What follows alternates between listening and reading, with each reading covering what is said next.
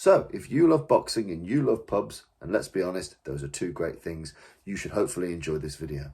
Now, the UK has a fine tradition of linking boxing and the brilliant public drinking houses or pubs that we all know and love. This goes all the way back.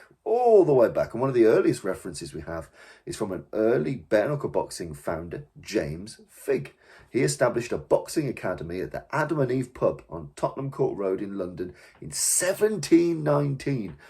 Just to put that into context, that's way older than most things that we consider an old martial art. 1719, there's a boxing academy above the Adam and Eve pub, and you can check out the wonderful painting by William Hogarth, The March of the Guards to Finchley from 1750, where you can see fighting at the Adam and Eve. Fantastic. So, if you're interested in pugilism and you're interested in pubs, here are some of my favourite places to look at. So, number one, the Lamb and Flag in Covent Garden. It was nicknamed the Bucket of Blood after the bare knuckle boxing that used to happen in the room upstairs in the Lamb and Flag and on the cobbled courtyards outside. It's right in the middle of Covent Garden. It's an entertainment district of London. Back then it would have had fights, bear baiting, all sorts of seedy, sordid, immoral, awful things going on there, let alone prostitution, kind of comedy theatre, all these things. You'd go to Covent Garden to have a great time. And one of the things that people like to do is go to the old Bucket of Blood and watch some bare knuckle boxing. And it's there today, and you can go visit, and it's marvellous. Second of all is the Ring in Southwark. Now, it was an amazing home of British boxing. There was the Blackfriars Ring boxing arena that was there. And sadly, that was destroyed in the Blitz in World War II. But before that date, it was one of the homes of British boxing. And any fight that was worth watching might as well have happened there. Now, the Ring is brilliant. It still exists. The boxing venue does not, as I said, destroyed in the Blitz. But the Ring pays great homage to that. It's full of memorabilia even to today. It's got great food and kind of pints, it's got burgers, it's got hot dogs, it's got all the things that you want of big old dirty pub food. But its amazing historic legacy is its relationship to the big old boxing arena from boxing's heyday, where millions and millions of people would have gone through those gates and watched amazing battles through those ropes. So that's the Ring in Southwark, which you can go to today too. Thirdly, there's the Tom Cribb in Piccadilly, and that's named after British bare knuckleback champion boxer Tom Cribb, who fought between 1805 and 1811 and became a publican there. So he owned and ran the pub.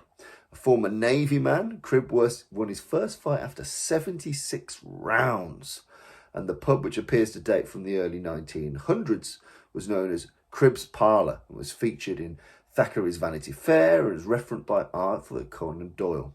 So again, the pub changed its name to the Tom Cribb in the 1960s to honour the publican Tom Cribb, who used to own his premises in that area.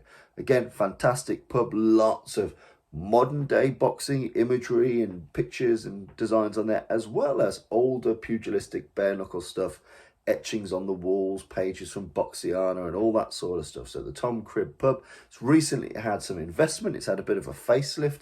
Barry McGuigan was one of the people that helped reopen it, but it's a fantastic, interesting, cool place with an interesting history to it, especially if you prefer the older pugilistic stuff. So that's the Tom Cribb pub. Fantastic.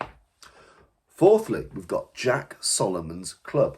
Now, Israel Jacob, Jack Solomons, born in 1900 and died in 1979. He was a prolific British boxing promoter. He moved in some great sporting circles, also some shadier gangstery circles too. He's a bit of a geezer, a bit of a wheeler dealer. But Jack Solomon's, he had a boxing club on Wilmore Lane in Soho. So again, another kind of entertainment district of London.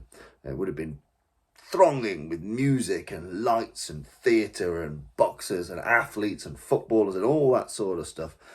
Jack Solomon's Club, they revamped it, they turned it into a boxing gym, and sadly the demand wasn't enough to cover the costs of being in such a fancy area of London. So it is now, again, a club. So think of like almost a gentleman's club, not strip club, a gentleman's type club. It's kind of speakeasy, dark, red lights, cocktails. It's quite fancy. And I think Jack Solomon being a slick, kind of pimpish geezer that he was, I think he would quite approve of that. So that's Jack Solomon's Club in Soho in London, which you can go to this day. Number 5 is the Regency Cafe. So the Regency Cafe is an Art Deco style British greasy spoon cafe, big dirty English breakfast place. That was opened in 1946, and it's been used in lots of kind of gangstery films. Kind of you think of your Lock, Stocks and your Snatches, those types of gang films. And adorned all across the walls are pictures of London's famous pugilists and boxers. It's an amazing place. Historically, a lot of the people that worked there or owned it had kind of boxing fandom, boxing heritage, entertained and courted the boxers to come to the Regency. So it's a kind of tough working men's kind of greasy spoon type restaurant. Now hugely popular with tourists because it has that old 40s aesthetic to it, but completely covered in boxing memorabilia and content. So my top 5 there for you were the Lamb and Flag in Covent Garden, the Ring in Southwark, Tom Cribb in Piccadilly, Jack Solomon's in Soho, and the Regency Cafe in Regency Street, London. So again, these are really cool places. I'd be remiss if I didn't add another one of my favourites. And whilst it's not so historic, it's really important to me. And that's Tony's Pie and Mash in Waltham Abbey in Essex. Now, pie and mash is traditional Cockney East End working food. So you've got your kind of flat meat-based pies, scoops of mashed potato, and then typically you'd have like a parsley liquor on top, so a parsley sauce. It's also in these places that you'd very famously have things like jellied eels, which taste better than they sound. You'd go there, you'd have loads of tea, pie and mash, jellied eels, and be on your way. Brilliant place, and I tend to have that as a tradition to go eat there before I go box myself. So it's got a piece and place in my heart. And again, Big Tony's Pie and Mash in Waltham Abbey. It's covered in boxing memorabilia. It's also the favourite pie and mash shop of one David Beckham. I believe Sir David Beckham now. Some honourable mentions for you. So, in terms of boxing pubs, there's the Royal Oak in Cardiff. So there's a big old grand pub. And above that and also below it was a really famous, well-attended, one of Cardiff's only professional boxing gyms for a while at the Royal Oak. There was the Pheasant in Smethwick in Birmingham, which I've only just found out about historically, but it's where my Uncle Tony used to go and train. So that's very, very cool. The Pheasant, sadly, those doesn't exist anymore, neither does the Royal Oak. There's a couple of pubs which have also passed into legend or into history, and sadly we can't go through their doors anymore. So the Craven Arms pub on Lavender Hill, that in the Sunday Mirror that was described as one of the best boxing gyms ever erected in London, and that was above a pub. That's the Craven Arms pub on Lavender Hill, and it's where loads of celebrated British fighters went to learn their craft, and lots of internationally famous boxers went to go there to prepare for their title fights in London too. Other boxing pubs which are very, very famous, the Thomas à Becket boxing pub. Now that on the Old Kent Road is where Muhammad Ali, Sugar Ray Leonard went there, Henry Cooper trained there. It's an amazing, phenomenal kind of piece of boxing history and heritage again. Sadly no longer with us, but the Thomas à Becket pub in London was an amazing place, a mecca for boxers and boxing fans. You got the Ring at Blackfriars, which still exists, and the Mason's Arms in Battersea were all part of London's big, thriving boxing pub culture.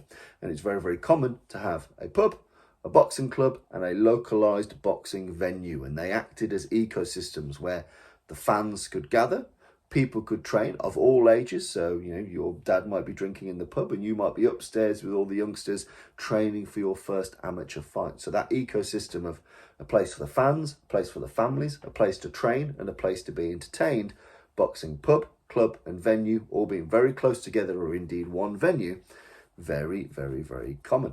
And obviously a lot of the status of this comes from the early days when prize fighting was an illegal activity, or was on the grey boundaries of the law, and one of the few opportunities available to ex-prize fighters was becoming a publican. It's one of those things where they could leverage their fame and their prestige and their toughness and their power, and people would want to flock to those venues and drink in those venues and hear their amazing war stories of rounds that they've had in the past. You can just imagine being by the fire, listening to Tom Cribb talk about his 76 rounder as his first fight. What a phenomenal experience to have had. So hopefully that gives you an idea of some of the places in the past that were amazing meccas of boxing pubs, and also at least 5 places that you can go to today to be immersed in the boxing pub, cafe and club culture which we still have. And I'd advise you, if you've enjoyed this video and you get the chance, pop into them, eat something there, drink something there, take some photos and help keep that tradition alive, because it is a beautiful, marvellous and proud one. Speak to you soon. Bye-bye.